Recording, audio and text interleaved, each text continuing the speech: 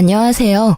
저는 40대 아줌마이고 아들 하나와 같이 살고 있습니다. 저는 재혼을 했었습니다. 이번 사연에서 그 얘기를 좀 해볼까 해요. 잘 키운 아들 하나 건사하길 바라는 게 저의 유일한 삶의 목표인데 이번에 처음으로 위기를 좀 겪었어요. 이런 곳에 사연을 쓰게 될 줄 몰랐는데 처음 쓰는 사연이 좋지 못한 내용이라 씁쓸하네요. 그래도 제 이야기가 누군가에겐 공감으로 와닿지 않을까 싶어요. 좋은 말, 좋은 글이 없더라도 비슷한 고민만 보면 알게 모르게 위로가 되잖아요.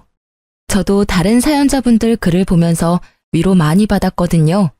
부디 제 글도 누군가에게 위안이 될 수 있었으면 좋겠네요. 제가 30대일 때 남편이 대장암으로 일찍 세상을 떠나 일찍 외롭게 살았어요. 그래도 제게 착한 아들이 하나 있었는데 그게 저의 유일한 버팀목이었습니다. 아들은 초등학생일 때부터 제가 혼자 키웠어요. 우리 아들만으로도 제 마음 안이 가득 차는 기분이었지만 그래도 한편으로는 우리 가족이 이렇게 단출해질 줄 알았으면 차라리 애를 2명 낳을 걸 그랬나 싶은 생각도 들더라고요. 저를 위해서라기보단 아들을 위해서 말이죠. 아들에게 저마저 없었다면 어쩔 뻔했나 그런 생각도 많이 들었어요. 제가 죽으면 이 세상에서 혼자가 될 아들에게 미안해서 마음이 아팠던 적 있었거든요. 형제가 있는 게 외동보다 덜 외로울 거잖아요. 하지만 제가 그 사실을 깨달을 수 있었던 건 남편이 세상을 떴기 때문이라서 대비를 하기엔 너무 아무것도 몰랐습니다. 고로 제가 다시 시간을 돌린다고 해도 저는 아들 하나만 낳고 돈 버는 데에 시간을 치중했을 것 같네요. 아무튼 그래서 저는 더 악착같이 살았습니다. 아들이 외롭지 않게 또 부족하지 않게 키우려고 많이 신경 썼어요. 아빠가 되어줄 순 없지만 아빠의 몫까지 해주려고 최대한 노력하며 살았습니다. 그 덕분인지 우리 아들은 정말 평범하고 착실하게 지내주었어요. 저는 아들이 미래에 대단한 사람이 되길 원하지도 않았고 대단하게 많은 돈을 버는 것도 딱히 원하지 않았어요. 그저 무탈하게 잘 커주고 건강하게 지내는 것만으로 성공하는 거라고 생각했죠. 그렇게 살다가 아들이 결혼까지 하고 저만의 가정을 잘 꾸리기만 한다면 그게 저의 최종 목표나 다름없었죠. 그래서 저는 더 미친 듯이 돈을 벌었어요. 돈벌이가 되는 일이면 체면 상관없이 뛰어들어서 적금을 넣었죠. 제가 가진 게 없으니까 우리 아들이 기 안 죽으려면 그 방법밖엔 없더라고요.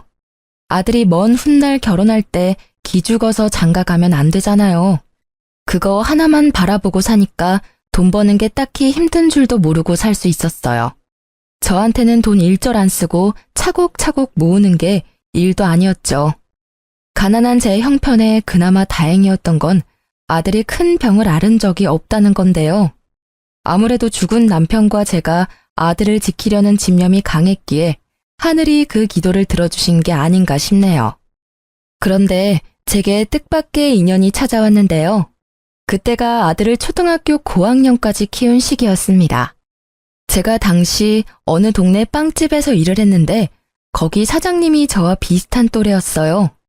사장님이 제게 먼저 관심을 표현해줘서 저도 모르게 마음이 열렸고 그렇게 재혼을 하게 된 거예요.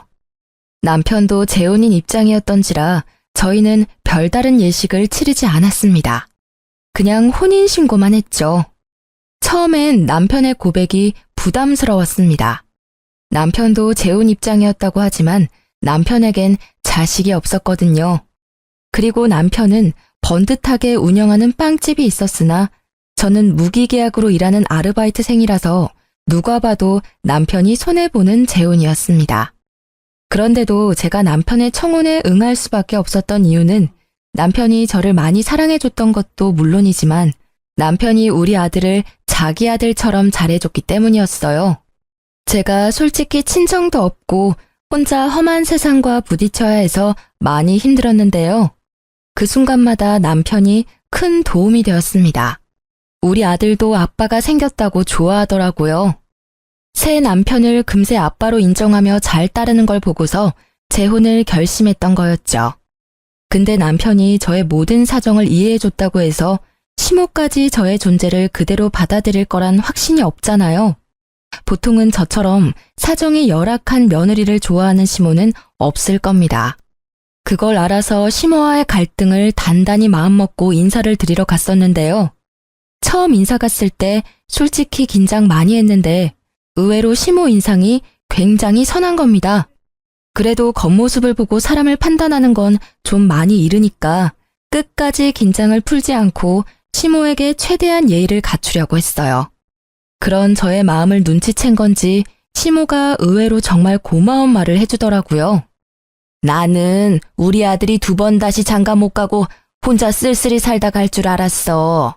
나 죽기 전에 아들 잘 사는 거 못 보고 가나 했는데 정말 고마워. 그런 말씀 마세요. 저야말로 이이가 저랑 아들을 흔쾌히 받아줘서 고마운걸요.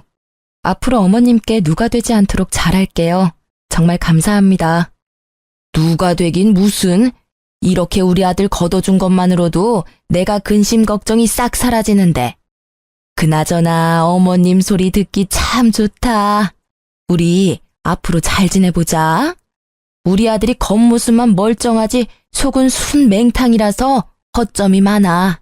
그래도 2번 이혼하는 일은 없어야 하지 않겠어? 나한테 하소연하고 이해 좀 해줘. 제가 이 일을 미워할 리가 있나요? 맹탕이라는 건 사실 착하다는 뜻이기도 하잖아요. 저야말로 허점투성이라 이이가 힘들지는 않을지 모르겠어요. 같이 노력하면서 살아야겠죠. 실제 시모는 순진한 분위기를 많이 풍겼습니다. 말을 할 때도 목소리를 잘 못 높였고 모든 게 조심스러웠으며 저를 안쓰럽게 봐주었죠. 저는 그런 시모와 하루빨리 어색함을 풀기 위해서 우리 아들과 남편보다 시모의 편의를 더 봐주기도 했습니다. 그런데 하나 마음에 걸리는 게 있었다면 바로 결혼 자금이었어요. 저한테 목돈이라고 할 만한 돈은 우리 아들 장가 갈 때 주려고 몇 년째 모으고 있던 적금뿐이었습니다. 그런 사정을 남편이 알고 있거든요. 그래서 제가 그 부분에 고민을 나누려고 조심스레 말을 꺼냈더니 남편이 저보고 돈 낼 필요 없다고 하더라고요. 자기 명의로 된 집이 이미 있는데 뭐하러 돈을 쓰냐면서 그냥 자기 집에 들어와 살면 된다고 하더라고요.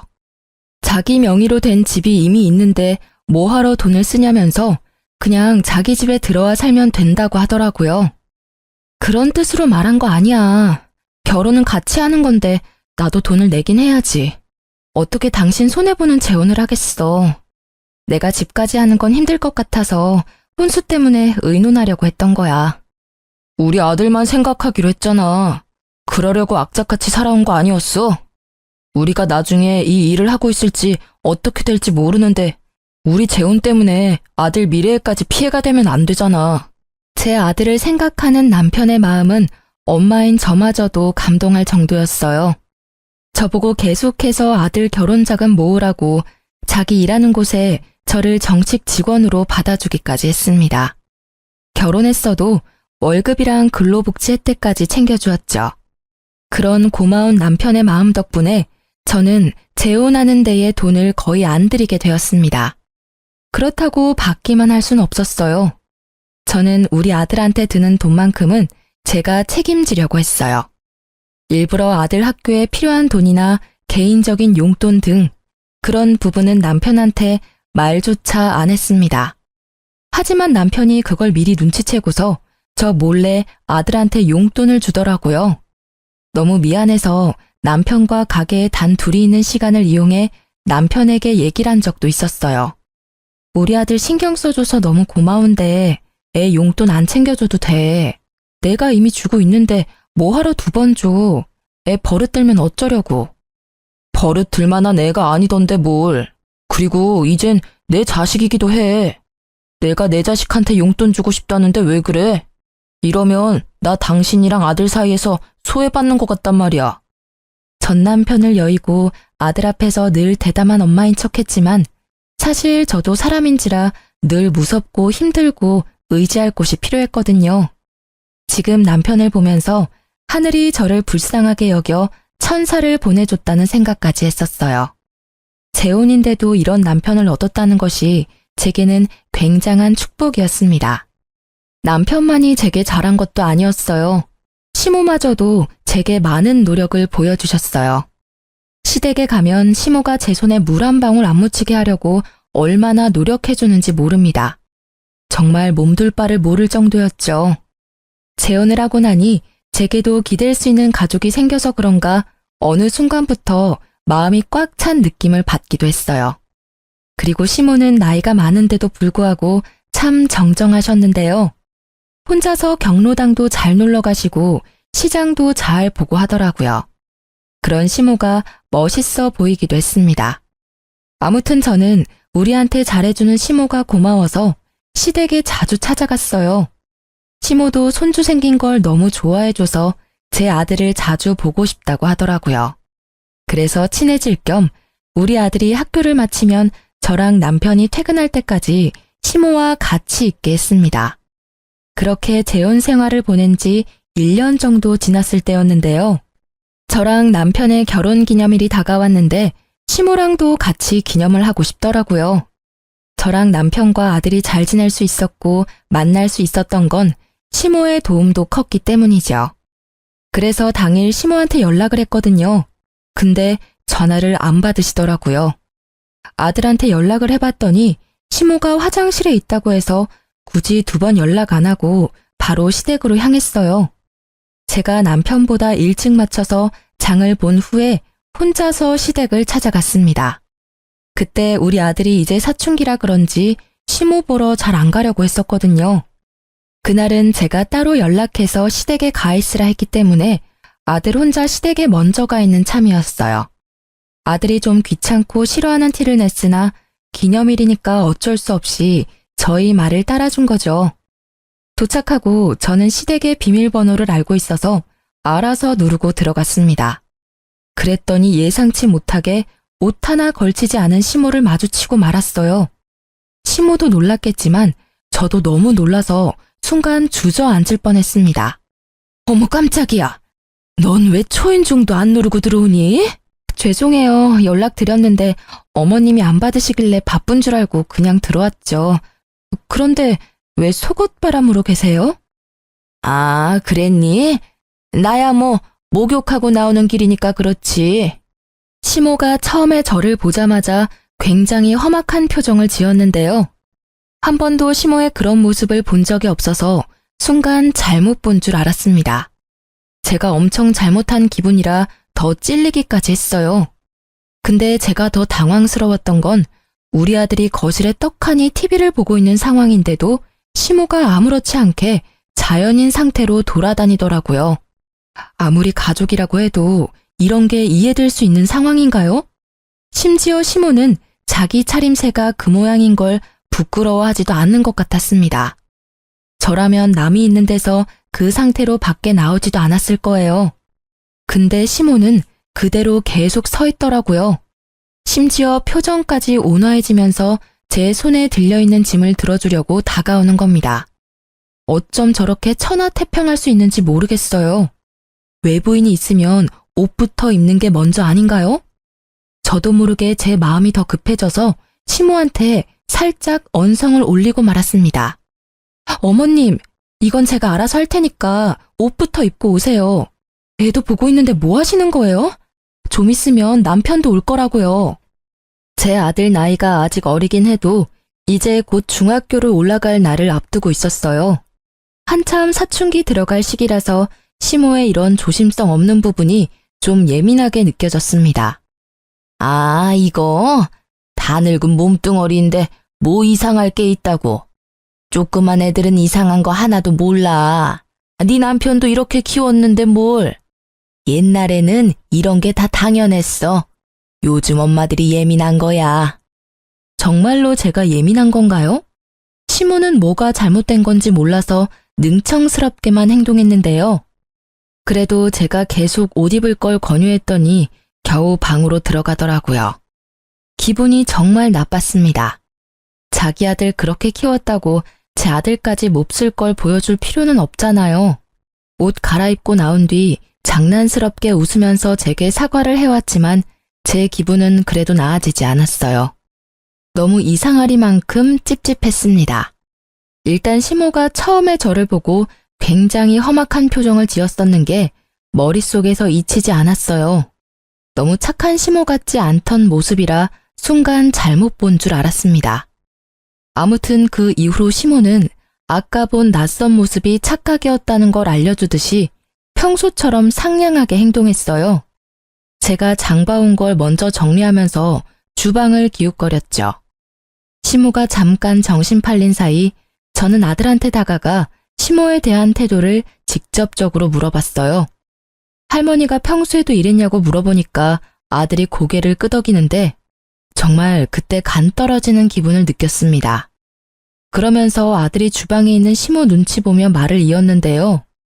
아들이 할머니 집 가기 싫다고 했던 이유 중 하나가 이거라고 하더라고요. 시모한테 직접적으로 불편하다고 말했는데도 시모는 그 특유의 능청스러운 말솜씨로 아들의 의견을 묵살해온 듯 했습니다.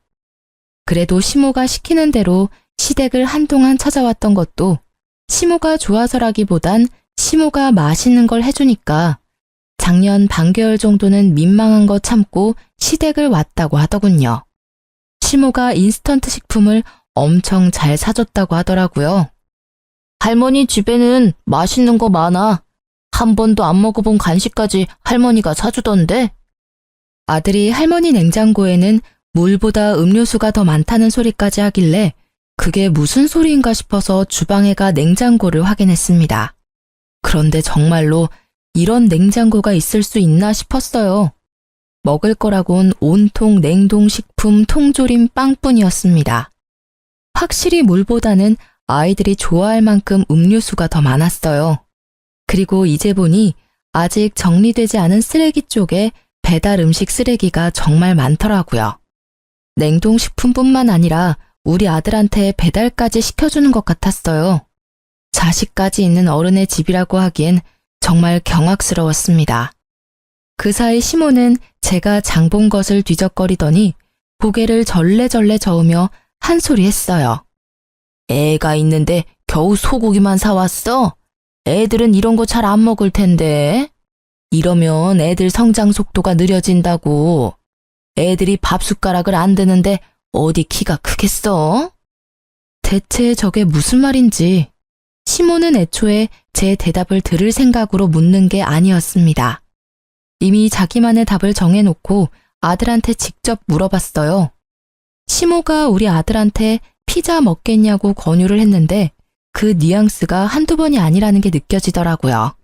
그때 아들은 고민하다가 제 눈치를 보더니 고개를 절레절레 저었습니다.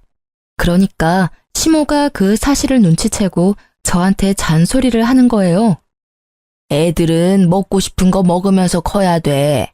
나중에 어른 돼서는 이런저런 이유 때문에 더 못 먹어. 당연히 가끔씩 먹죠. 근데 아무래도 기름지고 몸에 안 좋으니까 너무 자주 먹는 건 좀 그렇잖아요. 말 들어보니까 엊그제도 피자 먹었다고 하던데요. 너 생각보다 팍팍한 타입이구나. 애가 스트레스 받겠네. 너무 그렇게 간섭하고 살면 나중에 애한테 원성 들어. 시모가 무슨 생각으로 그런 소리를 하는지는 알아요.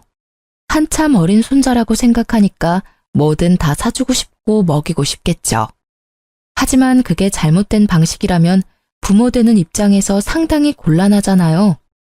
솔직히 말하자면 제 교육 방식과 많이 달라서 좀 마음에 안 들었습니다. 게다가 시모가 아들 문제로 저한테 이래라 저래라 참견할 줄도 몰랐어요. 그런데 그게 시모의 이상한 고집으로 이어질 거란 생각도 못했습니다. 시모는 무슨 옥이라도 생긴 건지 그날 저와 약간의 신경전 이후 적극적으로 제 아들한테 참견하기 시작했어요. 마치 저한테서 자기 손주를 해방시켜 주려는 듯 행동을 취했습니다. 제가 자리만 비우면 시모가 아들한테 제 험담 비슷한 걸 했어요. 엄마가 이런 거 못하게 하지? 이 할머니 집에 오면 얼마든지 할 수 있고 놀 수 있고 먹을 수 있어. 다른 애들은 다 그렇게 사는데 내가 보기엔 네 엄마가 너무 팍팍한 것 같아. 이러면 친구들 사이에서도 뒤처지지 않아? 저희 아들이 말을 많이 하는 걸 안 좋아하는데 시모가 계속 아들한테 말을 시키면서 아이한테 나쁜 영향을 끼치더라고요. 그래서 웬만하면 제가 아들에게 굳이 시댁 가보라고 시키지 않았어요. 아들도 오히려 편해하더라고요. 시모가 저한테 전화해서 아들 얘기를 해도 친구랑 놀러가서 집에 없다고 말하며 시모와의 약속을 피하게 만들었어요. 그렇게 지내는 게 불편했지만 그래도 아들이 시모랑 같이 있는 것보단 나았습니다. 그러던 어느 날이었어요. 아들이랑 단둘이 있는 시간에 남편이 택배를 한가득 챙겨오는 겁니다. 엄마가 괜히 외식하는데 돈 쓰지 말고 집에서 해 먹으라네. 아들이 좋아하는 걸로만 골랐대. 엄마도 참 손자 사랑이 넘쳐.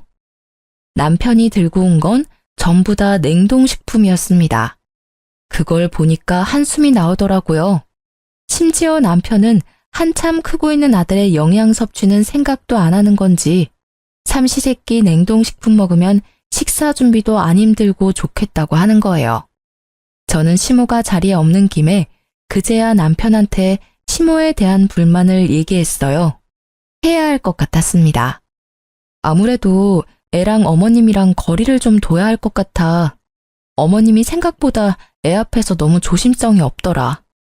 애랑 같이 있는데도 옷을 입지를 않으셨대. 무슨 자연인처럼. 그리고 작년까지만 해도 어머님이 우리 애 매일 봐줬잖아. 그때 매끼를 인스턴트만 먹였대. 그게 왜? 엄마는 그냥 손주가 이뻐서 표현하는 건데. 원래 할머니들이 그런 거야. 다른 집은 매질하는 할머니도 있다는데 맛있는 거 사주는 할머니면 완전 100점짜리 아니야? 그 마음은 알지.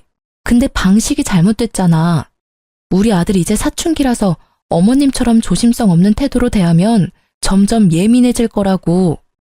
걱정하지 마. 아무 문제 없어. 나도 그렇게 자랐는데 당신 나랑 결혼할 때만 해도 전혀 몰랐잖아. 예민한 건 당신이 더 예민한 것 같은데 요즘 왜 그래? 그래도 남편은 이해를 해줄 거라 믿었는데 제 말을 전혀 못 알아듣는 듯 했습니다. 남편은 말이 안 통하고 시모는 계속 애한테 안 좋은 영향만 주니 결국 저 혼자서 조치를 취해야 했어요. 할 수 없이 저는 아들이 시댁에 절대 가지 못하도록 학원 보내는 걸로 방법을 취했습니다. 정말 다행히도 아들 학원 덕분에 시모랑 아들 만나는 횟수가 대폭 줄어들었어요.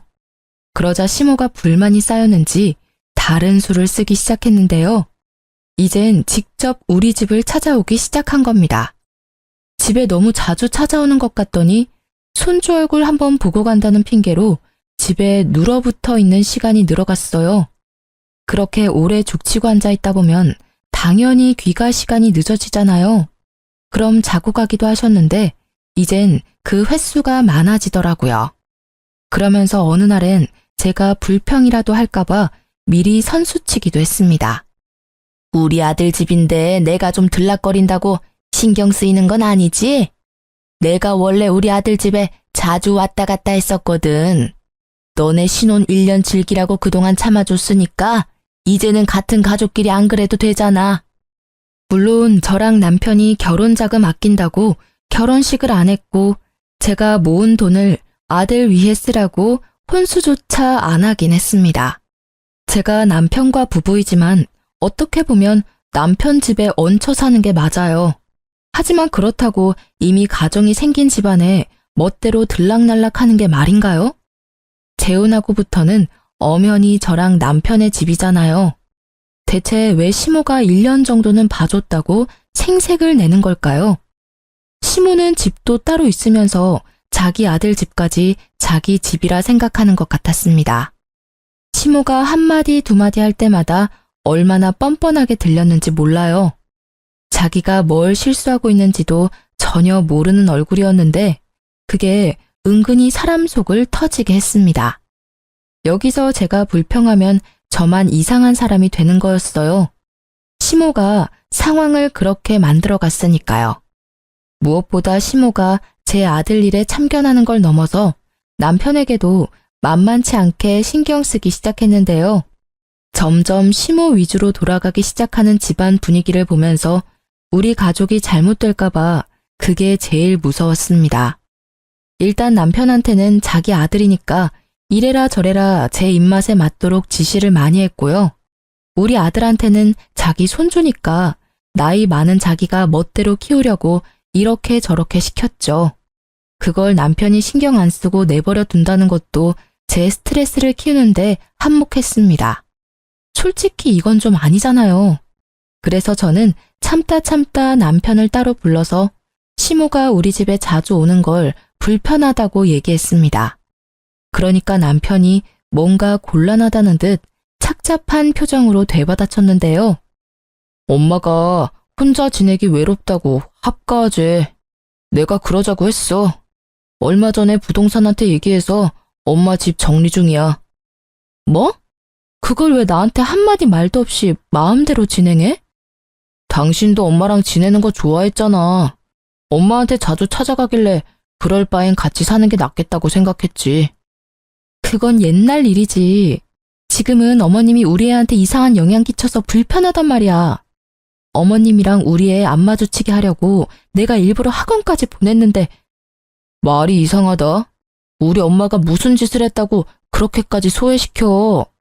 그리고 여기 내 집이야. 당신도 우리 집에 얹혀 살고 있는 입장인 거 몰라?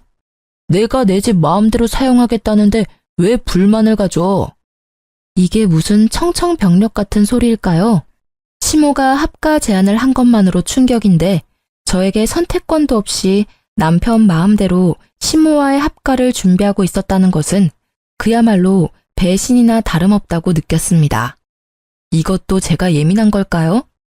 남편은 어차피 우리 둘 다 일하러 나가는데 아들이 혼자 집에 있으면 저녁 챙겨줄 사람 없으니까 시모가 있는 게 좋지 않냐고 하더라고요. 남편이 우리 아들을 생각하는 방향과 제가 우리 아들을 생각하는 방향이 점점 크게 달라지는 것 같아서 곤란했어요. 당신이야말로 말 서운하게 하네. 나랑 우리 아들이 얹혀 산다고 생각했던 거야? 그래, 맞는 말인데 그래도 당신은 우리를 가족으로 생각하고 함께 사는 거라고 말해줄 줄 알았어. 뭐 어찌 됐든 우리 애도 이제 중학생인데 누가 간섭하는 거 스트레스 되거든? 어머님이랑 절대 못 붙여놔. 당신이 말 못하겠으면 내가 어머님한테 가서 말씀드릴게. 남편과 싸우는 한이 있더라도 절대 합가는 막아야 했어요. 그래서 시모를 정말로 찾아갈 생각이었는데요. 그럴 필요가 없었습니다. 우리 싸우는 모습을 마침 집에 들어오던 시모가 다 듣게 되었거든요. 저랑 남편은 시모를 발견하고 무척 당황했어요.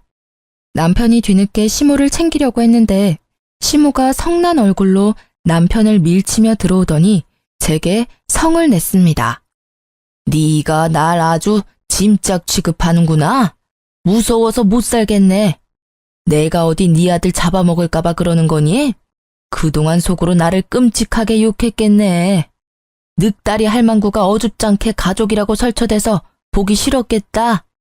그래, 네 소원대로 내가 꺼져줄게. 시모는 그대로 삐쳐서 집을 나가버렸습니다. 남편이 이 모든 게 저 때문이라고 생각이 들었는지 화가 나서 저를 째려보다가 시모를 쫓아나갔어요. 그리고 그날 남편은 시모를 달랜다고 시댁에서 잠을 잤죠. 결국 합가 얘기는 더 꺼내지 못했습니다. 그러는 동안 시댁 정리는 멈추지 않고 계속 진행이 되었어요. 합가를 앞두고 마음이 너무 심란했습니다. 결국 같이 사는 방법밖엔 없는 것 같은데 이게 혹시 저만 스트레스인 건가 싶어서 아들의 의견이라도 묻고 싶었어요. 그날 밤 아들이 잠자리에 들기 전 아들 방에 찾아가 대화를 좀 나눴습니다. 그러다 아들 입을 통해서 알게 된 당황스러운 사실이 있었어요. 이건 제가 전혀 예상하지 못했던 일들이었습니다. 아들이 제게 말을 할까 말까 망설이다가 겨우 해준 얘기였거든요. 사실 할머니가 엄마 모은 돈을 자꾸 탐내는 것 같아. 나 할머니 싫어. 할머니가 계속 엄마 몰래 엄마 적금 통장 비밀번호도 알아오라고 해. 뭐라고? 그게 무슨 소리야? 할머니가 너한테 엄마 통장 얘기를 했었어? 왜? 할머니가 돈 필요하대? 아니, 나 결혼할 때 되면 어차피 아빠 명의로 된 재산이랑 집 내가 다 받을 텐데 엄마가 모으고 있는 결혼 자금으로 미리 보답해야 되는 거 아니냐고 하던데 아빠 재산 그냥 꿀꺽할 생각이냐면서. 그럼 나쁜 자식 되는 거라고. 저는 말씀드렸다시피 결혼할 때 남편한테 아들의 결혼 자금 모으고 있다는 소리를 한 적이 있습니다. 그 돈을 위해서 남편이 결혼 자금 따로 안 쓰도록 예식도 안 했고 오히려 월급을 챙겨줬다고 했잖아요. 근데 그게 정말 아낄 수 있도록 놔둔 게 아니라 뒤에서 몰래 뺏을 궁리를 하고 있었나 보더라고요. 저 몰래 아무것도 모르는 아이한테 시모가 그런 말을 했다는 것이 너무 충격이었어요. 더 놀라웠던 건 아들이 시모가 그 말을 할 때 아빠가 옆에 있었다는 말도 하는 겁니다. 아빠가 엄마한테 말하지 말래. 안 그럼 엄마 쫓아낸다고 했어. 나중에 아빠가 때 되면 직접 말한다길래 계속 비밀로 하고 있었지. 이제 중학생이 될 나이긴 했지만 그래도 한참 어린 초등학생인데 어떻게 애한테 이런 협박을 할 수가 있답니까? 그것도 가족이란 사람들이 말이죠. 남편이 저를 생각해서 배려해줬던 모든 것들이 다 제 돈을 떼어가려는 속셈이었다는 사실이 너무 어이가 없었어요. 아들의 말을 믿지 않기엔 우리 아들이 거짓말하는 얼굴은 아니었습니다. 오히려 그동안 남편과 시모 때문에 스트레스를 많이 받았는지 울려고도 했어요. 저는 그 이후로 이 재혼 생활을 청산해야겠다고 결심을 내렸습니다. 제 아들을 위해서 그게 맞는 길이라 생각했어요. 아들이 할머니랑 아빠가 무섭다고 하는데 어떻게 좋은 가족이 될 수 있겠습니까? 이혼을 마음먹은 저는 그날부터 변호사 사무실을 몰래 알아봤어요. 왠지 합의 이혼은 남편이 안 받아줄 것 같아서 무조건 소송하려고 남편의 꼬투리를 잡을 궁리도 계속했죠. 그래서 제가 선택한 방법이 시모의 합가를 받아주는 거였습니다. 어차피 시모가 집을 팔아넘긴 거라 합가를 할 수밖에 없는 상황이었지만 그걸로 남편한테 더 이상 트집을 잡진 않았어요. 합가를 시작하고 나서 시모는 제게 여전히 삐졌는지 말을 잘 안 걸었습니다. 그럼에도 우리 아들과는 잘만 지냈는데요. 그마저도 제가 모든 걸 다 알고 가까이 지켜보니까 시모랑 남편이 추상적게 행동하는 게 다 보이더라고요. 우리 아들 자꾸 몰래 불러내거나 대화하려고 하는 것들까지도 들었습니다. 시모가 알아서 수상하게 움직여주니까 저로서는 좋았어요. 긴 시간을 안 들여도 되었거든요. 저는 최대한 시모랑 남편의 모든 걸 뒤졌습니다. 시모가 없는 사이 시모의 휴대폰까지 뒤졌어요. 우리 아들한테 전화한 내역이 많더라고요. 통화 내역 말고 문자는 철저하게 지운 듯 했습니다. 뭔가 캥기는 게 있었겠죠. 시모랑 아들이 통화를 많이 한 것 보면 아들 폰에도 시모의 기록이 남아있을 것 같더라고요. 그래서 저는 아들 휴대폰에 들어있는 통화 녹음 내용을 확인했어요. 하나씩 들어보니까 제 통장 비밀번호에 관한 대화가 아주 많더라고요. 게다가 남편까지 아들한테 할머니가 시키는 거 했냐고 일일이 확인하고 있었습니다. 그 두 사람은 아들이 제게 말해준 사실보다 훨씬 집요하게 집착하고 있었어요.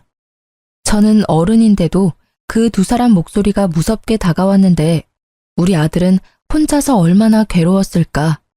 그걸 생각하니 가슴이 미어지더라고요. 무조건 반성하게 만들어주고 싶었어요. 그래서 저는 그 파일 저한테 다 옮겼습니다. 이참에 남편 휴대폰까지 몰래 뒤져보게 되었는데요. 역시나 아들과 연락한 내용들이 있었어요. 하지만 저는 거기서 아들에 관한 정보 이상으로 뜻밖의 사실을 발견하게 되었습니다. 남편이 불륜을 저지르고 있단 걸 알았어요. 채팅방에 불륜의 증거가 가득하더라고요. 자기보다 20살이나 어린 여자들에게 마치 솔로인 척 30대인 척 하면서 사기치고 연락을 주고받는 내용을 확인했습니다. 심지어 모르는 남의 사진까지 사칭해서 자기 얼굴인 척 사진을 주고받았더군요. 차마 눈 뜨고 보지 못할 사진들을 훑어보면서 화가 치밀어 올랐어요. 고작 이 정도밖에 안 되는 남자한테 푹 빠진 제가 한심하게 느껴졌습니다. 일단 저는 그걸 다 사진으로 찍었어요. 남편이 발뺌 못하도록 채팅방 내용까지 찍었죠. 정말 많은 정황들 때문에 다행히 소송이 가능해졌어요. 그제야 저는 아들과 따로 살 작은 원룸까지 찾기 시작했고 이삿짐을 하나하나 정리하기 시작했습니다. 그리 큰 짐은 안 챙겼고요. 중요한 물건이랑 아들 것만 따로 챙겼어요. 아들한테만 우리의 사정을 설명해 준 뒤에 남편이랑 시모 몰래 야반 도주를 하게 되었습니다. 식탁에 이혼 소송장과 메모지만 놓고 나왔어요. 그 사람들이랑 얼굴 보고 인사하고 싶지 않았거든요. 혹시 제가 실수하는 것일까봐 아들한테 한 번 더 물어봤습니다. 다시 이혼을 해도 되겠냐고 미안하다고 하면서 물었더니 아들이 오랜만에 제게 진심 어린 미소를 보여주더라고요. 그냥 괜찮다는 말만 하는데도 아들 표정은 그 이상으로 밝았어요. 아들에게 정말 미안했지만 그래도 아들이 좋아해주니 안심은 되더군요. 전보다 못한 집이었어도 아들이랑 둘만 있으니까 마음이 그렇게 편할 수가 없었어요. 진작에 이렇게 둘이서 살았어야 하는 건데 저의 괜한 욕심 때문에 아들까지 몹쓸 경험을 하게 만든 것 같아서 후회가 되었네요. 아무튼 그 다음날 난리가 날 걸 당연히 예상했습니다. 아침부터 시모랑 남편한테 불나게 전화가 오더라고요. 아들 학교를 알고 있는 그들로부터 완전 숨을 순 없었기 때문에 전화는 받았어요. 당신 정신 나간 거야? 설마 집 나갔어? 한마디 말도 없이 이게 무슨 무례야. 이혼이라니 뭔 개소리냐고. 결혼이 애들 장난도 아니고 뭐 때문에 이러는지 말을 해야지. 무례가 뭔지 모르는 거야? 너랑 네 엄마가 우리 아들한테 무슨 협박을 했는지 내가 다 알고 있는데 발뺌하겠다고? 너만큼은 안 그럴 줄 알았는데 네가 제일 쓰레기야. 무슨 말도 안 되는 소리를 하고 있어. 네가 괜히 우리 엄마랑 합가하기 싫어서 조작한 거 아니야? 우리가 뭐하러 네 돈을 탐내? 사업장까지 갖고 있는 내가 뭐가 아쉬워서? 그래, 조작인지 아닌지 궁금하면 법정 참석해서 직접 듣고 확인해 보던가. 참, 총각인 척하는 것도 잘 봤어. 아마 네 애인한테도 소장이 갔을 거야. 기본적으로 소장이 갔다는 건 네가 잘못한 게 증명되었다는 소리겠지? 그 소리를 하자 순간적으로 남편이 아무 대답도 못했습니다. 무슨 표정을 하고 있을지 예측이 되어 벌써부터 고소하더군요. 그리고 남편이 당황하니까 제가 더 용기가 생기더라고요. 저를 만만하게 본 남편이 좀 더 시겁했으면 해서 그 순간을 놓치지 않고 말을 이었습니다. 나중에라도 우리 앞에 알짱거리면 네 유일한 밥줄까지 끊어버릴 거야. 소문이란 게 참 무섭잖아? 게다가 거기 동네는 어르신들 많아서 매출 끊기는 걸로 끝나지 않을걸? 돌이나 안 맞으면 다행이지. 저는 마지막까지 우리 아들 건들지 말고 나타나지 말라고 경고하고 끊었습니다. 그랬더니 남편이 겁을 먹었는지 더 이상 전화가 안 왔어요. 그런데 시모가 보통 성격이 아니더라고요. 상황 파악이 안 되는 건지 자기 아들 밥줄 끊기게 하고 싶어서 발악을 하는 겁니다.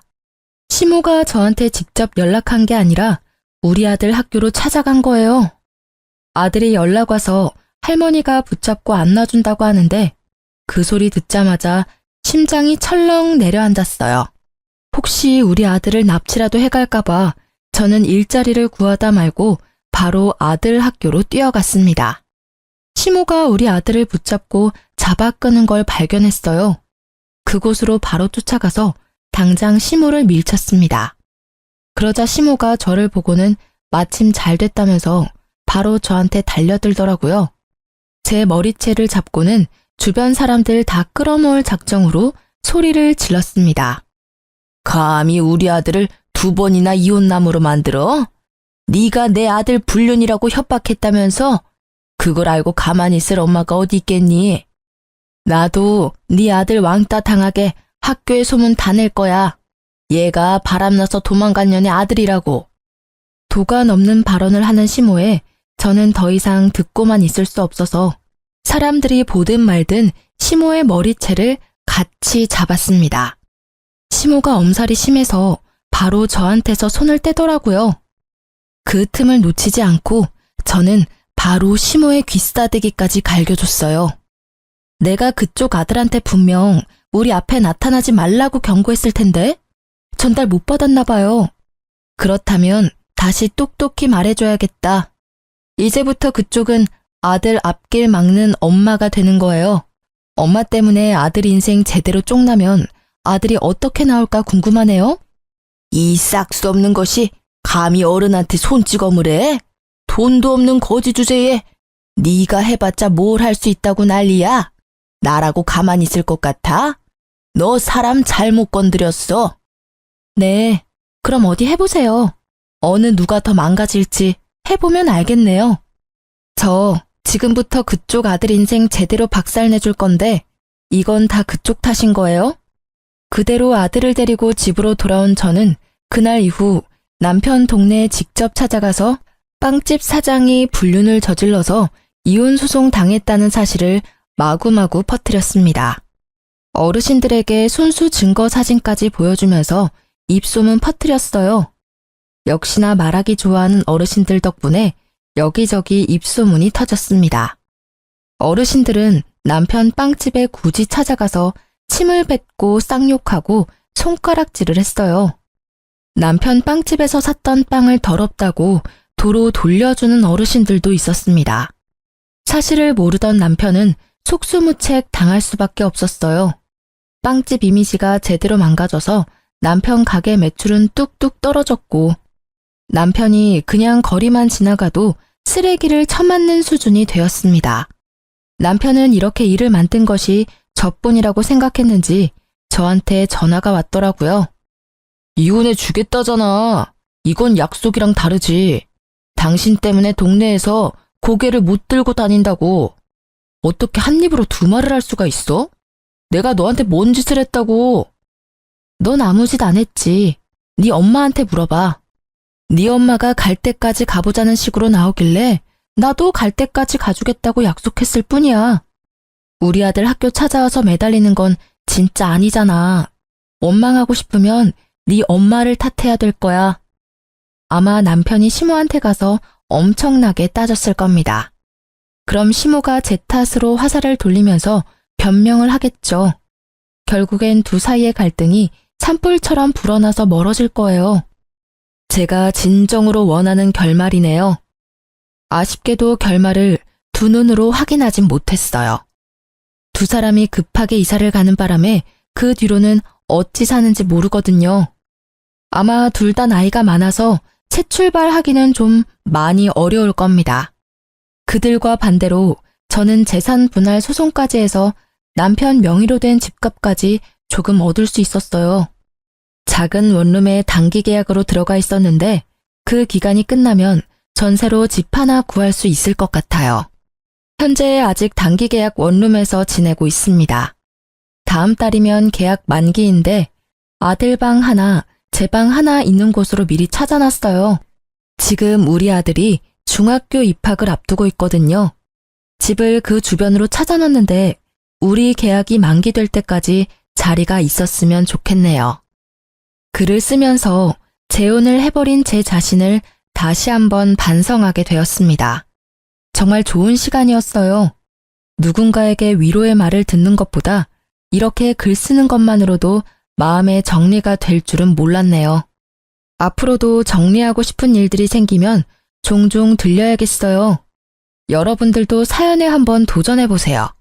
생각지도 못한 위안을 받게 될 겁니다. 답이 보일 수도 있는 거고요. 그럼 이제 글을 마무리해야겠네요. 들어주신 여러분들 좋은 밤 되시고 시간 내주셔서 고맙습니다.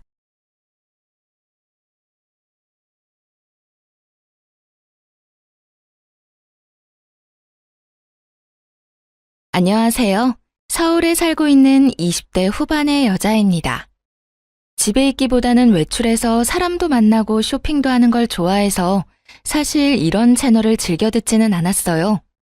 그런데 한창 결혼 문제로 힘들 때 이곳의 사연을 우연히 듣게 되었는데 비슷한 고민을 가진 사연자의 얘기에 빠져들어 눈물까지 흘리게 되더라고요. 그때 마음이 좀 치유가 된 느낌이랄까요? 나 같은 사람이 또 있구나. 나만 힘든 게 아니구나. 이런 생각을 하면서요. 그렇게 이곳의 사연을 꾸준히 듣게 되었답니다. 그러다 보니 벌써 그 남자와 헤어진 지 1년 가까이 흘렀네요. 이제 마음의 상처도 많이 아문 것 같아요. 이 채널에서 받았던 위로를 다른 분들께도 드리고 싶어서 용기 내 사연을 써봅니다. 지금 생각하면 정말 현명한 선택을 했던 저의 이야기. 한번 들어주시겠어요? 그 당시 전 서울 강남의 어느 성형외과에서 원무과 직원으로 일하고 있었습니다. 상담을 진행하진 않았고 주로 접수와 결제 담당이었어요. 빌딩의 한 층을 통으로 썼기 때문에 규모가 꽤 컸거든요. 그래서 직원들이 많았고 예약하는 환자들도 많아서 매일 정신없이 일했었어요. 원무과 쪽은 처음이어서 일을 배우느라 더 정신이 없는 상태였죠. 병원은 16층짜리 빌딩에 있었는데 다른 회사나 로펌도 있었어요. 아침에 엘리베이터를 기다리는데 어느 날부터인가 어떤 남자가 눈에 띄더라고요. 항상 세련된 양복 차림에 참 훈훈한 남자였어요. 몸매가 호리호리하고 얼굴도 여자들이 좋아할 정도로 잘생겼고요. 하루는 병원 사람들이랑 점심을 먹고 들어오는데 또 그 남자와 마주친 거예요. 그러자 다른 직원들이 쑥덕대기 시작하더군요. 저 남자 진짜 훈남이다. 보면 가슴이 떨린다니까. 저번에 누가 봤는데 로펌으로 들어가더래. 혹시 변호사 아니야? 저 얼굴에 변호사면 대박이다. 뭐 그냥 그런가 보다 싶었죠. 그때는 병원 일 끝나면 퇴근해서 친구들이랑 놀기 바빴고 격일마다 운동도 열심히 해서 인생이 너무 재밌는 시절이었거든요. 그래서 남자에게는 별로 관심이 없었죠. 또 전혀 상관없는 사람이기도 했으니까요. 그런데 이상하게 자꾸 그 남자랑 눈이 마주치는 거예요. 나중에 안 거지만 그 남자가 제 쪽을 계속 쳐다봐서 그런 거였어요. 그로부터 한 달 정도 지났을까요? 퇴근하는데 비가 막 내리더라고요. 그래서 택시를 잡으려고 하는데 갑자기 누가 옆으로 쓱 다가오더군요. 놀라서 옆으로 얼른 피하고 보니 우산을 든 그 남자였어요. 혹시 버스 타시면 같이 정류장까지 가실래요? 전 버스 타러 가거든요. 네? 아니요. 전 여기서 그냥 택시 타려고요. 지금 막히는 시간이라 택시 타면 요금 엄청 나올 텐데. 어디까지 가시는데요? 집이 그렇게 멀지 않아서 괜찮아요. 배려해 주셔서 감사합니다. 마침 택시가 와서 얼른 잡아 탔어요. 힐끗 뒤를 보니 남겨진 남자가 택시를 멀거니 보고 있더라고요. 그런데 그 이후로 저를 만나면 먼저 인사를 건네기 시작하는 거예요. 다른 직원들이 그 모습을 보고 난리가 났죠. 남자는 혼자 점점 친한 척을 하더니만 같이 저녁을 먹자더군요. 사실 그렇게 싫지는 않아서 함께 식사까지 하게 되었어요. 전 12층 로펌에서 일해요. 변호사 5년 차고요. 다른 거 하다가 다시 로스쿨 들어가서 공부하고 지금까지 일만 했어요. 그래서 그런가 여자친구 없이 지낸 지 엄청 오래됐네요. 아, 네. 근데 왜 그런 말을 하세요? 혹시 저한테 관심 있어요? 네. 몇 달 전부터 언제 말을 걸어야 하나 타이밍 보고 있었는데 몰랐어요. 이런 말 부끄럽지만 완전 제 스타일이거든요. 잘생긴 남자가 호감이 있다는데 싫은 여자는 없을 거예요. 하지만 처음에는 많이 망설였어요. 제가 좀 화려하게 생긴 스타일이라서 특히 남자들이 오해를 많이 하거든요. 남자친구가 많을 것 같다는 둥, 매일 나가 놀 것 같다는 둥.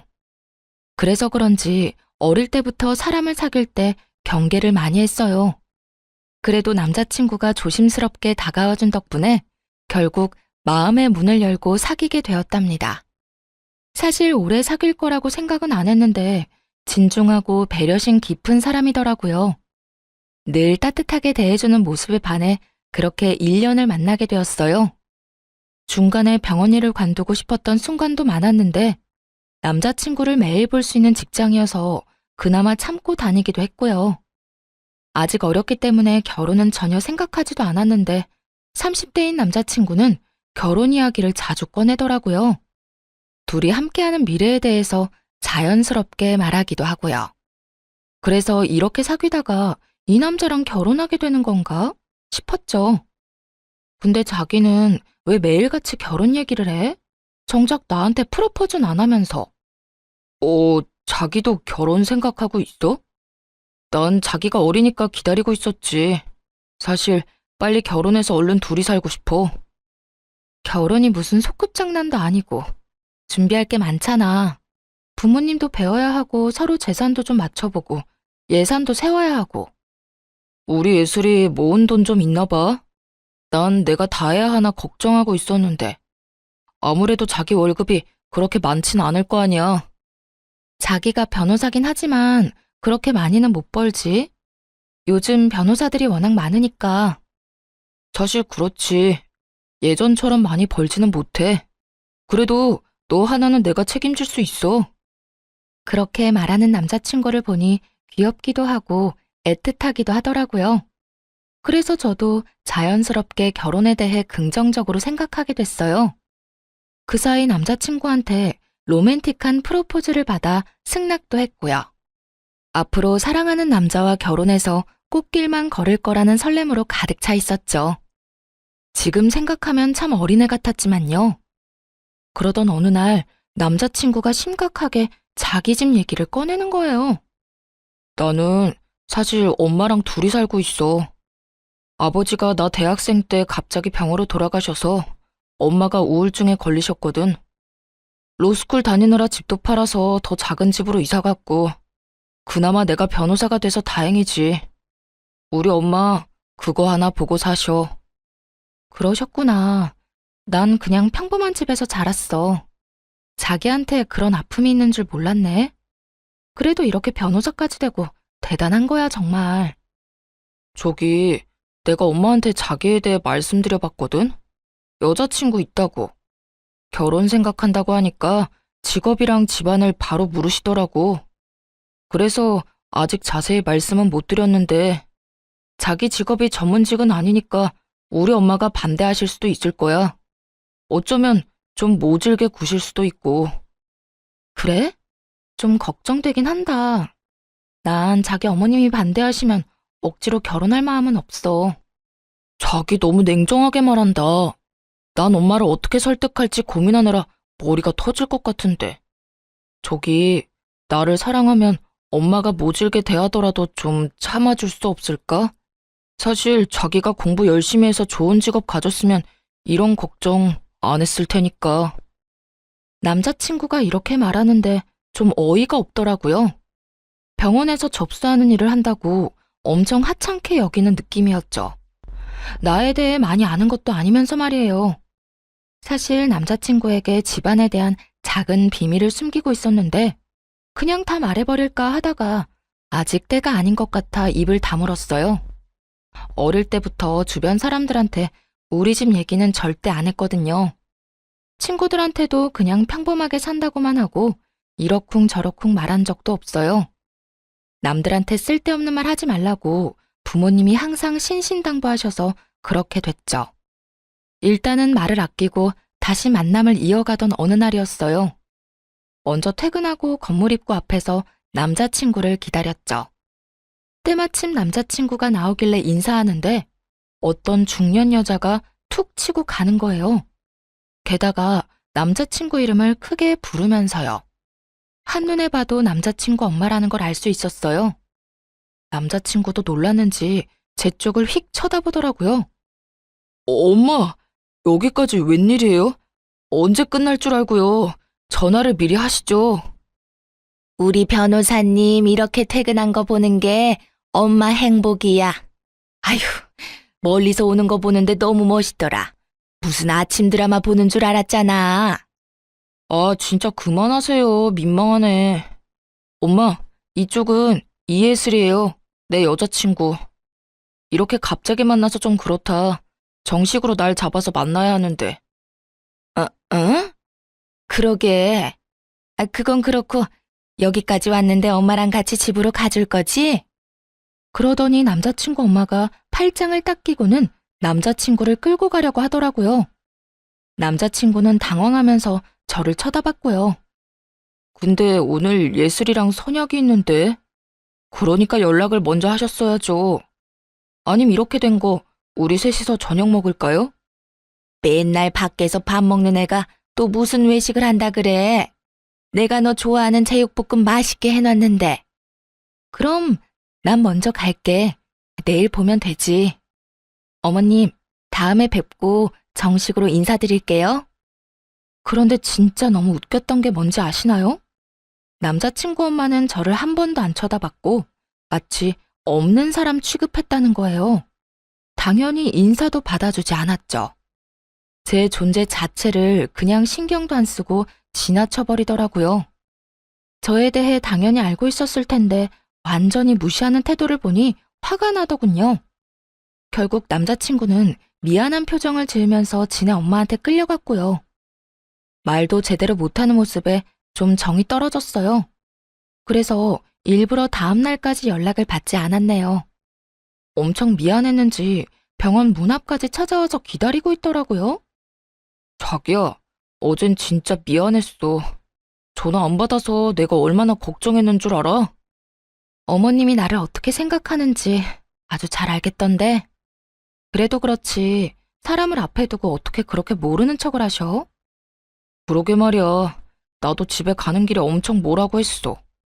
우리 엄마가 원래 그런 분이 아닌데 진짜 미안해. 어제 나 처음 보신 거잖아. 뭐라고 하셔? 자기한텐 솔직하게 말하셨을 거 아니야. 숨기지 말고 말해봐. 뭐 별로 좋은 얘기는 안 하셨어. 그냥 모르는 척하고 넘겨줘. 내가 우리 엄마는 잘 설득할게. 아, 말해보라고. 나도 알아야 앞으로 어떻게 할지 생각해볼 거 아니야. 생긴 게 날라리 같고 치마도 너무 짧다고. 그렇게 어린 것 같지도 않은데 정숙하지 않다고 하시네.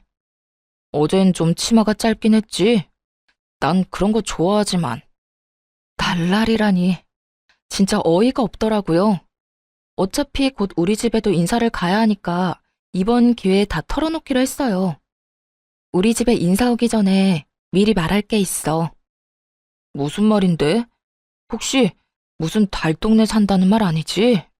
자기 경제 사정 안 좋다는 건 나도 짐작했어. 괜찮아. 아니? 그건 아니야. 우리 집 가면 놀랄까봐 미리 말해주는 거야. 사실 내가 지금 일하는 병원 원장이 우리 오빠야. 우리 오빠가 성형외과 전문이거든. 진짜야? 아, 그래서 거기서 일하는 거구나. 그럼 자기가 해외에서 학교 나왔다고 한 것도 진짜겠네. 사실 안 믿었거든.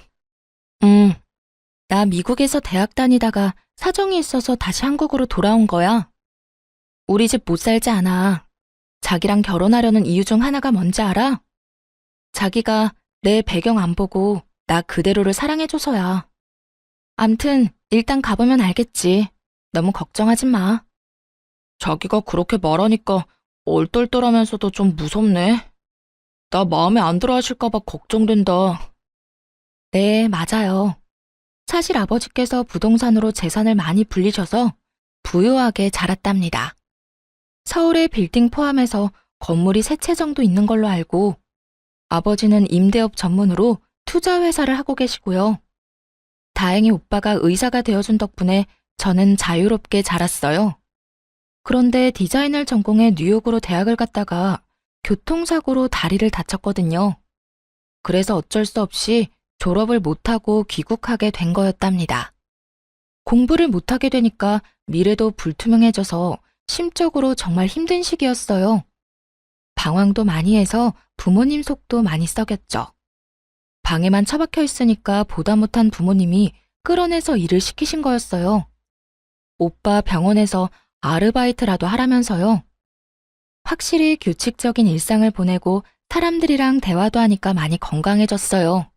거기다 남자친구를 만나게 되면서 더욱 생기가 생기고 웃음도 많아져서 그런지 부모님도 벌써부터 남자친구를 좋게 생각하고 계시더라고요. 그래서 용기 내서 남자친구랑 집에 간다고 말씀드릴 수 있었죠. 드디어 우리 집에 인사하러 오는 날이 되었어요. 집을 본 남자친구가 말을 잃고 벙쪄 있더라고요. 여기가 자기 집이란 말이야? 그 뉴스에 나오는 강남에서도 비싼 펜트하우스잖아. 나 이런 데 처음 들어와 봐. 집으로 들어가니 부모님이 반갑게 맞아주셨고 같이 저녁을 먹었죠. 남자친구 집안에 대한 얘기는 거의 안 했어요. 아버지가 홀어머니 얘기를 들으시곤 한동안 아무 말도 안 하시더라고요. 아버지를 설득할 자신은 있었지만 은근히 걱정됐죠. 자네에 비해서 우리 딸이 아직 많이 어려. 그래서 난 사실 결혼시키고 싶지는 않네. 근데 우리 딸이 남자를 소개시켜준 게 처음이란 말이야. 또 어려운 집안 사정에도 변호사까지 된 자네가 대단하다고 생각하네. 예슬이 네가 잘 살 자신 있으면 엄마도 반대하진 않아. 근데 결혼이라는 건 정말 신중하게 결정해야 돼. 너희만 같이 사는 게 아니라 가족과 가족이 만나는 거야. 아버님, 어머님, 저를 믿어주십시오. 제가 예슬이에 비해 정말 부족한 것 잘 알고 있습니다. 그래도 온 힘을 다해서 예슬이 행복하게 해주겠습니다. 우리는 예슬이 정말 부족한 거 없이 키웠네. 근데 자네랑 결혼하면 고생하지는 않을까 걱정되는 건 사실이야. 지금 연봉이 그렇게 많지는 않은 것 같은데 앞으로 포부가 어떻게 되나? 네. 지금 다니는 로펌에서 3년은 더 일을 배울 생각입니다. 어디에 소속되면 변호사도 어떻게 보면 그냥 월급쟁이 아닌가. 지금 그 로펌 내년에 다른 데로 이전한다고 하던데 좀 도와줄 테니 그냥 자네가 로펌을 하나 차리는 게 어떤가? 괜찮은 변호사들 데려다가 덩치 키우면 되지. 비즈니스가 별게 아니야. 다 그렇게 시작하는 거지. 그 말을 듣고 남자친구 얼굴이 환하게 밝아지는 게 눈에 보이더라고요. 월급쟁이로 살다가 아버지가 로펌을 하나 차리게 도와주신다니 얼마나 놀랐겠어요. 우리 집에서 나와서도 흥분을 감추지 못하더군요. 아버님이 진짜 통이 엄청 크시다. 로펌을 차려주신다니. 자기를 만난 게 내 인생의 기적이야. 그동안 힘들게 살았는데 그래서 하느님이 자기 같은 귀인을 만나게 해주셨나 봐. 너무 앞서 나가지는 마. 내년 이후의 일이잖아.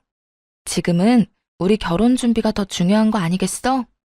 그래서 말인데 우리 집에 대한 얘기는 자기 어머님한테 말 안 했으면 좋겠어. 왜 말을 하지 마? 우리 엄마 엄청 좋아하실 텐데. 가뜩이나 자기 마음에 안 들어 하셨는데 완전히 좋은 기회잖아. 그래서 싫다는 거야. 내가 날라리 같다고 싫어하셨는데 우리 집 배경 때문에 태도 달라지는 거 싫어. 나 사실 지금껏 살면서 주위 친구들이나 지인들한테 그런 상처를 많이 받았어. 자기 어머님도 나를 있는 그대로 봐주셨으면 좋겠어. 자기가 그런 것처럼. 뭐 자기가 그렇게 하고 싶다면 말은 안 할게. 어차피 상견례하면 그때 아시게 되겠지. 그때까진 비밀로 할 테니까 우리 엄마랑 친해지는 노력 같이 해보자. 그렇게 몇 주일이 지났습니다. 그런데 어느 날 모르는 번호로 전화가 끊임없이 오더라고요. 전화를 받았더니 글쎄 남자친구 엄마였지 뭐예요. 내가 지금 집 주소 보낼 테니까 오늘 저녁에 집으로 좀 와라. 우리 형민이한테는 말하지 말고. 네? 오늘 저녁에요? 너무 갑작스러운데 주말에 오빠랑 같이 찾아뵈면 안 될까요? 아니 내가 오라면 오는 거지 뭔 말이 많아. 안 오면 네 손해니까 알아서 해. 다짜고짜 그렇게 차갑게 말하고는 끊어버리시더라고요. 그리고 바로 집 주소가 문자로 도착했어요. 정말 가야 하나 고민을 많이 했어요. 그래도 노력하는 게 맞는 것 같아서 일부러 백화점에서 과일 세트까지 사서 갔네요. 도착한 곳은 서울 변두리에 있는 작은 아파트 단지였어요. 주변에 산도 있어서 그런지 아늑해 보이더라고요. 초인종을 누르자 얼마 안 있다가 예비 시모가 문을 확 열어젖혔어요. 그리고 말도 없이 휙 들어가 버리길래 순간 당황했지만 우선 안으로 들어갔어요. 뭘 그렇게 두리번거려? 설마 서울 아파트 처음 보는 건 아니지? 내가 관심이 없어서 형민이한테 물어보지도 않았는데 넌 어느 동네 사니? 혹시 어디 달동네 사는 건 아니지? 어머님, 저번부터 말씀드리려고 했는데 말씀이 좀 지나치신 것 같아요. 저를 마음에 안 들어 하시는 건 알겠는데 그래도 좀 예의를 갖춰주세요. 뭐라고?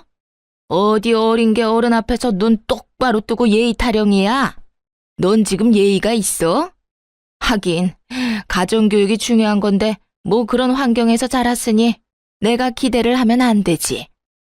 도대체 사람을 어떻게 생각하고 있는 건지 예비 시모의 태도에 기가 막히더라고요. 그래도 꾹 참고 과일 바구니를 내밀었는데 예비 시모가 혀를 쯧쯧 찼답니다. 너 병원 접수원이라고 하던데 돈이 썩어 나니? 이게 얼마나 비싼데 이렇게 척척 싸와? 이런 것만 봐도 네 머리가 얼마나 텅텅 비었는지 알겠다. 어머님께서 과일 좋아하신다고 해서 일부러 멀리까지 가서 사온 거예요. 그냥 맛있게 드셔주세요. 그렇게 많이 안 비싸요. 아이고, 이게 안 비싸다고?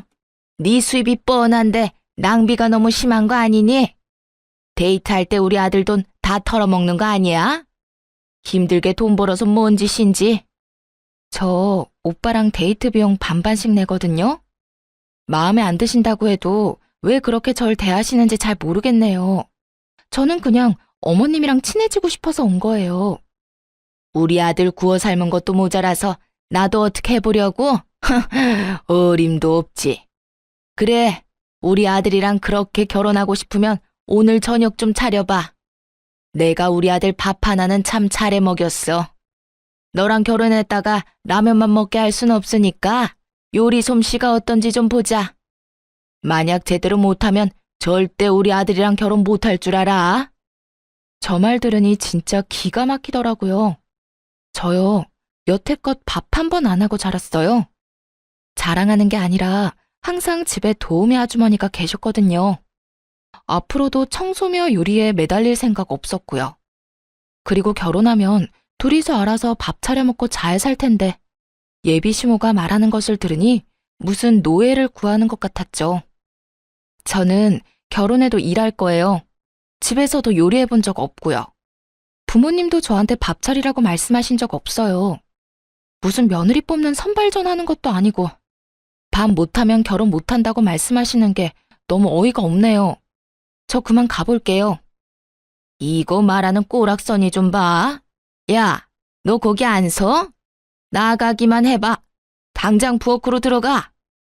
예비 시모의 눈이 갑자기 휙 돌더니만 제 목덜미를 잡아채더군요. 그러고는 주방으로 막 끌고 가기 시작했어요. 순간 너무 무서웠죠.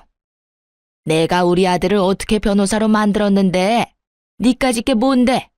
가진 게 없고 이뤄놓은 것도 없으면 뭘 해줄 수 있는지 보여줘야 하는 거 아니야?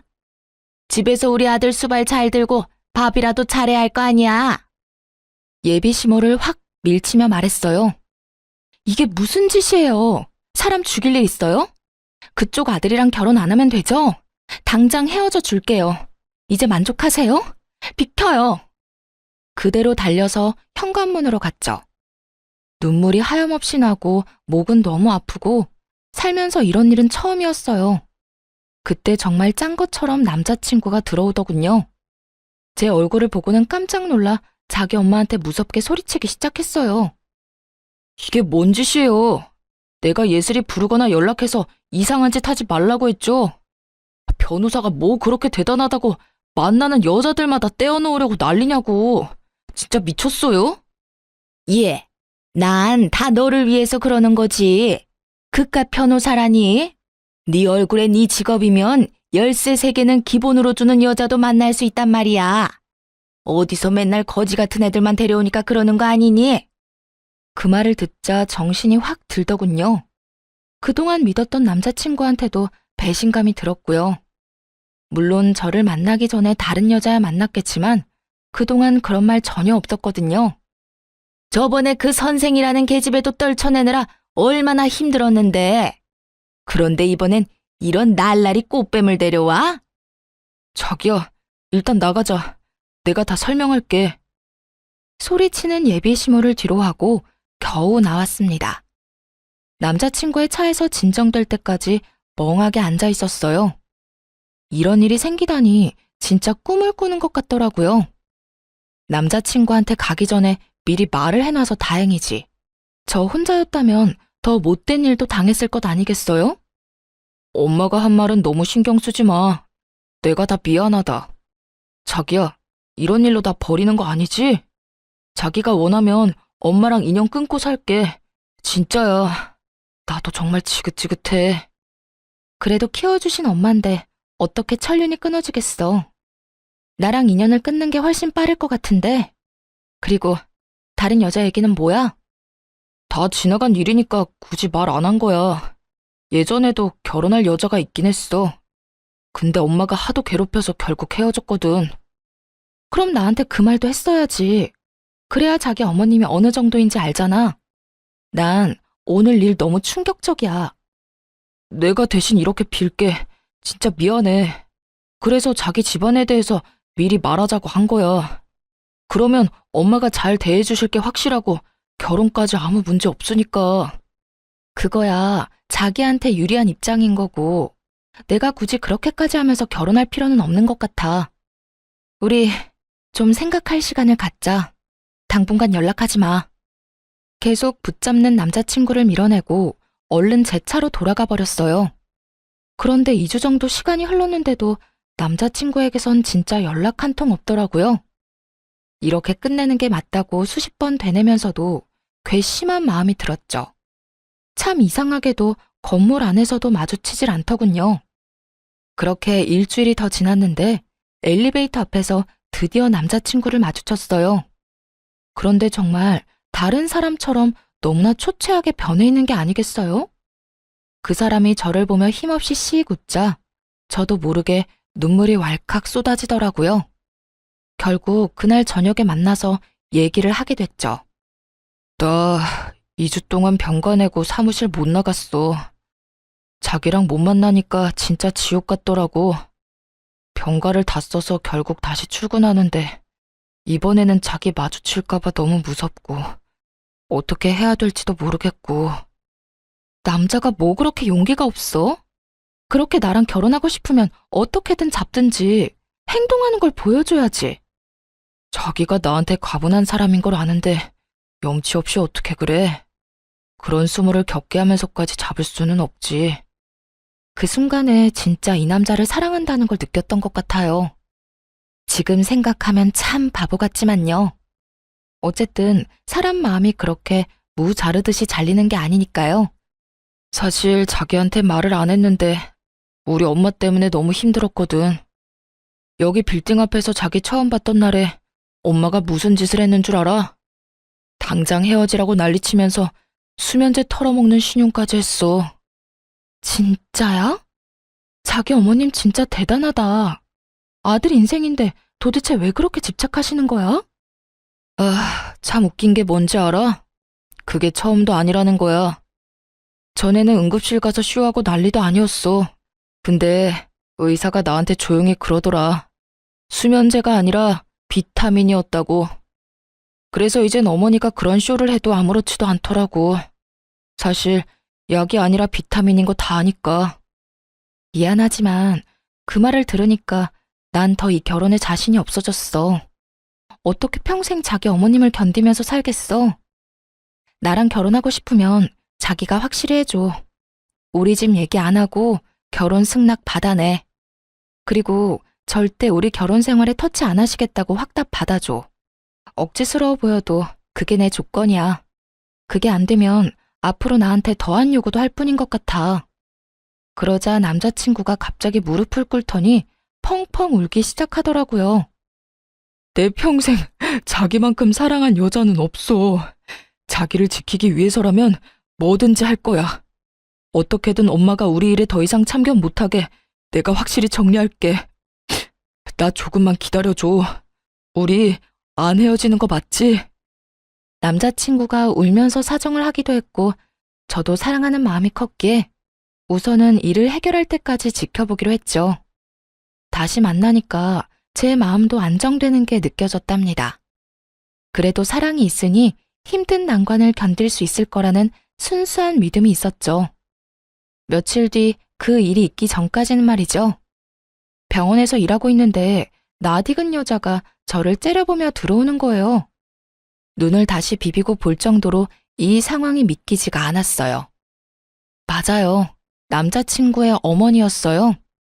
그대로 얼어붙어서 예비 시모가 다가오는 걸 바라보고 있었죠. 예, 너 내가 좋게 해결하려고 했는데 가만히를 안 있는구나. 진짜 우리 아들하고 결혼을 한다. 이 말이지 감히. 예비 시모는 그 큰 병원에서 수십 명의 환자들에게 들으라는 듯 소리쳤어요. 놀라서 제 옆으로 다가온 다른 직원들이 예비 시모를 말리기 시작했죠. 무슨 일인지는 몰라도 나가주세요. 여기 지금 영업하고 있는데 뭐 하시는 거예요? 내가 여기 왜 왔는지는 저 맹랑한 계집애한테 물어봐. 화병이 나서 지금 쓰러져 죽을 판이야. 어디서 꽃뱀 주제에 우리 아들을 넘봐?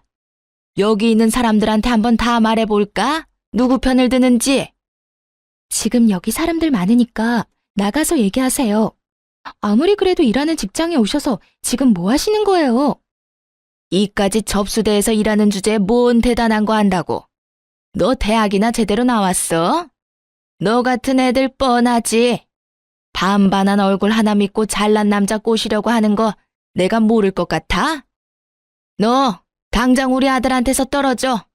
그 확답 받을 때까진 난 절대 여기서 안 나간다. 그러고는 예비 시모가 갑자기 정수기 쪽으로 가더니 컵에 찬물을 담기 시작했어요. 하도 열을 내더니 물 마시려는가 보다 하는 찰나에 그걸 저한테 확 뿌린 거 있죠. 그 많은 사람 앞에서 물까지 뒤집었으니 정말 너무 화가 나고 견딜 수가 없더군요. 사람들이 수군대는 소리가 들려왔어요. 이에 질세라 탕비실로 가서 큰 물통에 물을 한가득 떠 예비 시모한테 확 뿌렸죠. 나 절대 당신 아들이랑 결혼 안 해. 걱정 붙들어 매세요. 나중에 절대 후회하지 말고 나한테 구질구질하게 매달리지 말아요. 알았어요? 이게 진짜 미친년이네. 감히 나한테 물을 뿌려? 내가 너한테 매달린다고? 지나가던 개가 웃겠다. 너나 지금 네가 한 말 꼭 지켜. 우리 아들 앞에 다신 나타나지 마. 밖에서 한바탕 소동이 일어나니 당연히 진료실 안까지 그 소리가 다 들렸겠죠. 진료를 보던 오빠가 나오더니 놀라서 얼른 저한테 달려왔어요. 이게 지금 다 무슨 일이야? 누가 진료 중인 병원에 와서 이런 짓을 하는 거야? 예슬아, 뭔 일이야? 설마 그 아줌마야? 오빠의 목소리를 들으니 갑자기 서러움이 몰려와서 눈물이 나더라고요. 6살 위인 오빠가 저를 어릴 때부터 엄청 귀여워했거든요.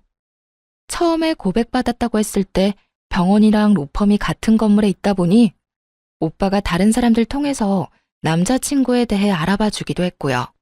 사귀는 것도 오빠한테 제일 먼저 말했고 남자친구랑 같이 식사도 몇 번 했어요. 예비 시모에 대해서도 유일하게 알고 있는 사람이 우리 오빠였답니다. 그 집에서 큰일을 당하고 왔을 때 오빠가 엄청 화내면서 당장 헤어지라고 해서 그 후에 다시 남자친구를 만나는 것도 말 못했었어요. 그런데 오빠 병원에서 이런 일이 생겼으니 정말 너무 민망해서 미치겠더군요. 아줌마, 남의 병원에 와서 영업 방해에 기물파손에 뭐 하는 짓이에요? 아들이 변호사라면서 법에 대해 잘 모르시나 보네. 지금 당장 고소당하고 싶어요? 네? 아니, 그게 아니고 여기서 일하는 직원이 꽃뱀이라고요. 그거 알고 있어요? 얘 당장 잘라요. 병원 이미지 나빠진다고. 뭔 말도 안 되는 소리를 하고 있어요. 그쪽이 여기서 물 뿌리고 난리쳐서 고소할 거라는데 우리 예슬이한테 한 짓도 명예훼손 처리할 거니까 당신 아들한테 잘해보라고 해요. 아니, 우리 아들 얘기가 왜 나와요? 그리고 우리 아들이 변호사인 건 의사 선생님이 어떻게 알아요? 아줌마, 얘가 내 하나밖에 없는 동생이에요. 알았어요? 그쪽 아들도 내가 몇 번 만났고 아줌마가 한 폐악질도 다 들어서 알고 있다고. 아주 간신히 참고 있는데 사람 열받게 하시네. 당장 여기서 안 나가요?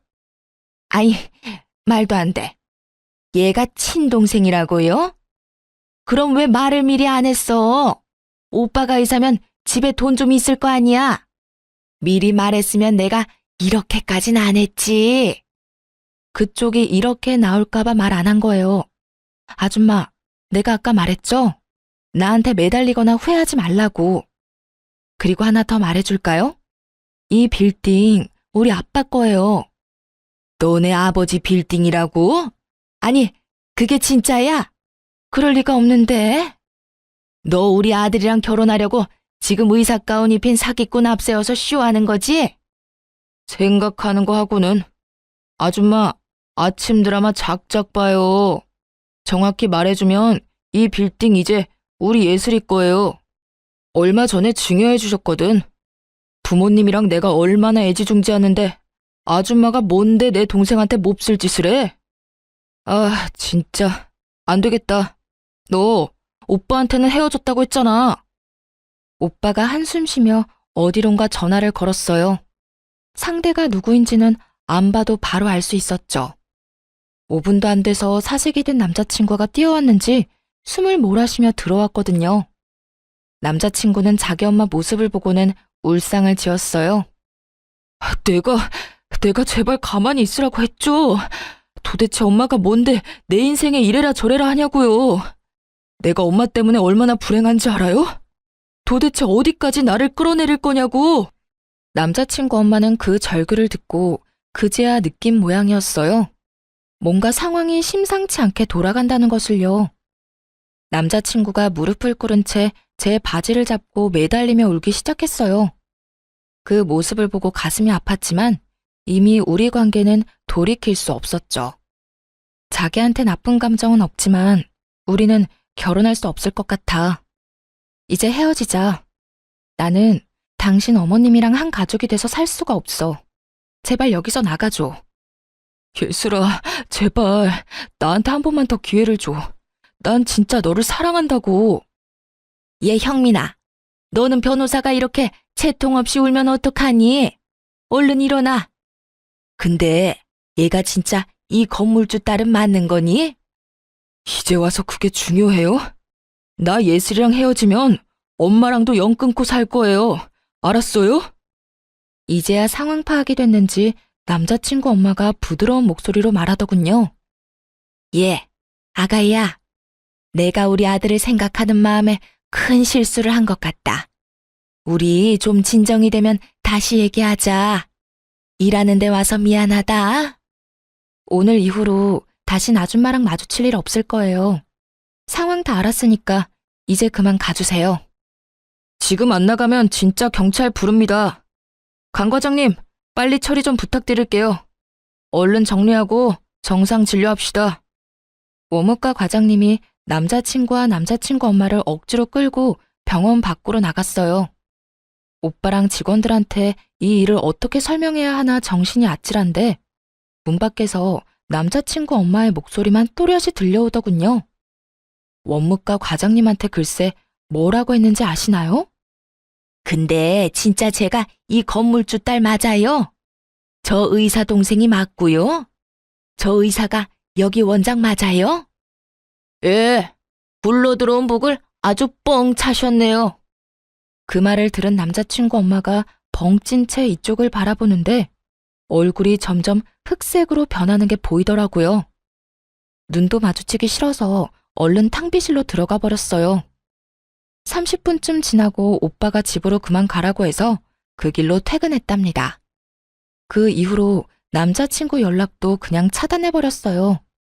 괜히 연락하고 변명을 들으면 미련 때문에 나쁜 선택을 할 것 같아서요. 오빠가 핸드폰 검사까지 하면서 완전히 뜯어말리기도 했고요. 한동안 남자친구 엄마가 다시 찾아올까봐 병원에 가지 않았는데 오빠도 아예 그만 일하는 게 좋겠다고 하더라고요.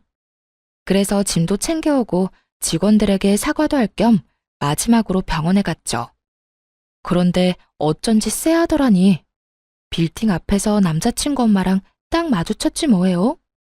저를 발견하자마자 막 달려오더군요. 진짜 무슨 공포영화처럼 너무 무서워서 뒷걸음질까지 쳤네요. 그러더니 무턱대고 앞에서 무릎을 꿇었어요. 잠을 한숨도 못 잔 것처럼 머리는 엉망이고 옷도 엉망이고 말이죠. 아가야, 제발 나 좀 한 번만 봐주렴. 정말 미안하다. 우리 아들 한 번만 받아주면 내가 앞으로 네 앞에서 납작 엎드려서 살게. 응? 내가 우리 아들 일이라면 앞뒤 안 가리는 경향이 좀 있어. 잠깐 미쳤었나 봐, 아가야. 다 끝난 마당에 소름 끼치게 무슨 아가? 난 아줌마 얼굴 보는 것만으로도 끔찍해요. 내가 말하지 않았어요? 그쪽 아들이랑 다신 안 만날 거고 결혼도 안 할 거니까 나 찾아오지 말라고요. 그날 이후로 형민이가 짐 싸서 나가버렸어. 나한테 전화 한 통도 없고 그래서 잠도 못 자고 너한테 용서를 빌려고 매일 여기서 너만 기다렸단다, 아가야. 그 말이 더 소름 끼치네요. 나 다신 여기 안 올 거니까 앞으로 찾아오지 마요. 그리고 이제 다 끝난 사이지만 당신 아들은 당신 소유물이 아니에요. 아들 인생 망치지 말고 적당히 해요. 계속 따라오며 미안하다고 오는 그 여자를 떼어내느라 진짜 곤혹스러웠어요.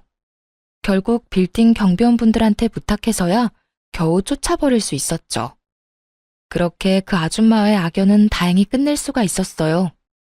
전 남자친구와는 그 후 3개월 뒤에 한 번 만난 걸로 인연을 마무리했고요.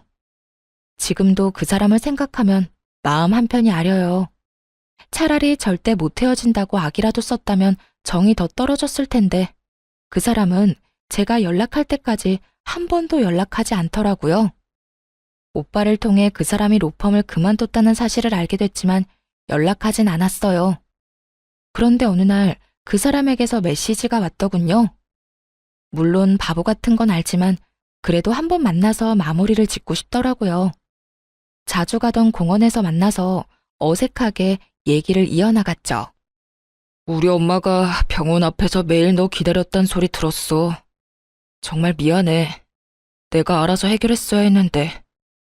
우리 엄마 아직도 나한테 별 미친 소리를 매일같이 하고 있어. 너 잡으라고 돈 많은 며느리 놓쳐서 평생 제정신으로 못 살겠다고. 나도 병원 오래 안 나갔다가 딱 한 번 갔어. 매일 기다리고 있는 줄은 몰랐지 뭐. 이제 다 끝난 일이야. 예슬아, 너무 미안해서 차마 돌아오라는 말은 하지 못하겠어. 근데 진짜 내 욕심으로 한 번만 다시 잡고 싶다. 나 엄마 집에서 나와서 혼자 살고 있어. 평생 엄마 안 보고 산다고 해도 나한텐 기회가 없을까? 나도 오빠한테 나쁜 감정은 없어. 그래서 더 힘들어. 부모님한테 제대로 말도 못하고 그냥 헤어졌다고만 했지만 나도 진짜 힘들다고. 근데 나는 오빠 어머님 얼굴을 다신 볼 자신이 없어. 영 끊겠다고 하지만 오빠랑 있는 동안은 어찌됐든 소식을 듣게 될 거잖아. 난 오빠보다 내 인생이 더 중요해. 그래, 잘 알고 있어. 마지막으로 나도 욕심 부려본 거야. 앞으로 좋은 사람 만나서 행복하게 살아. 그 사람과의 인연은 그렇게 끝이 났답니다. 저는 공부를 다시 하기 위해 곧바로 준비해서 다시 미국으로 유학을 떠났어요. 지금은 미국에서 생활 중인데 저녁에 이곳의 사연을 종종 듣고 있죠. 한국을 향한 향수를 달랠 수 있어서 참 좋아요. 가끔 오빠와 통화를 하는데 놀라운 소식이 뭔지 아세요? 그 아줌마가 아직도 빌딩 근처를 돌아다니는 것 같다고 하더라고요. 진짜 정신이 이상해진 거 아닐까 싶어요. 하긴 그렇게 돈 많은 집 며느리 찾으려고 난리치다가 자기 때문에 놓쳐버렸으니 저 같아도 속 쓰려서 제대로 못 살 것 같네요. 상처도 많이 받고 이상한 일을 겪은 터라 앞으로 결혼할 수 있을지 모르겠지만 지금은 우선 공부를 잘 끝내는 걸 목표로 지내고 있어요. 제가 타지에서 잘 살아갈 수 있도록 듣고 계신 분들이 힘을 주셨으면 좋겠습니다. 이야기 들어주셔서 감사드리고 좋은 날만 가득하시길 바랄게요.